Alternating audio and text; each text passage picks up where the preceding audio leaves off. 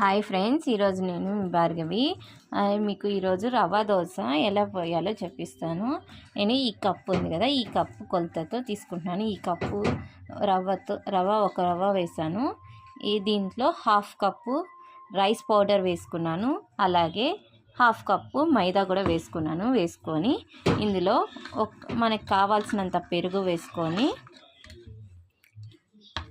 జీలకర్ర, ఉప్పు, మిరియాలు మరి కొత్తిమీర వేసుకున్నాను.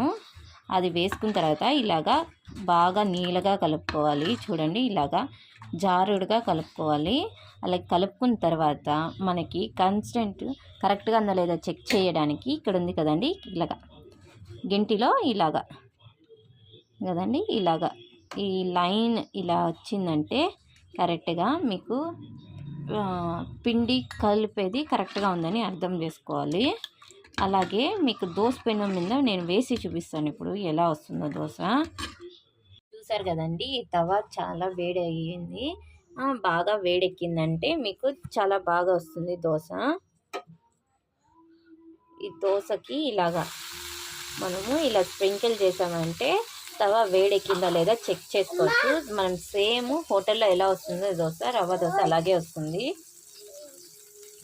ఇది ఇంకొంచెం బాగా కాలాక చూడండి, దోశ మనం వేసేటప్పుడు ఒకసారి ఇలాగా బాగా కలుపుకోవాలి. ఎందుకంటే అడుగున రవ్వ అంతా అలాగే ఉండిపోతుంది. ఈ దోశ కాగా కలుపుకున్నాక ఇలాగా తీసుకొని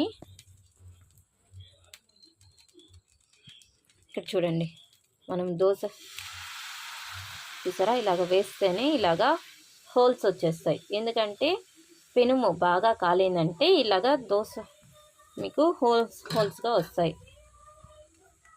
కావాలంటే ఇందులో మీరు ఆనియన్స్, క్యారెట్ కూడా యాడ్ చేసుకోవచ్చు. మా పిల్లలు ఆనియన్స్ నోటికి వస్తే కింద పడేస్తారు, అందుకోసం వేయలేదు. ఇందులో కొంచెం ఆయిల్ వేసుకున్నాం పైన. ఇప్పుడు సరే, ఆయిల్ వేసాక ఇక్కడ హోల్స్ ఉన్నాయి కదా, ఆ హోల్స్లో కూడా వేసుకున్నాము.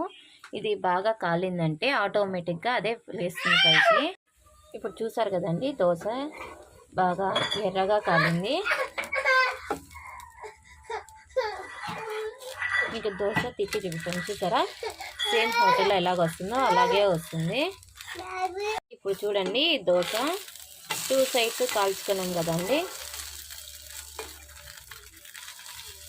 కరకల్లాడే రవ్వ దోశ రెడీ. దీనికి నేను డబల్ బీన్స్ కర్రీ చేసాము.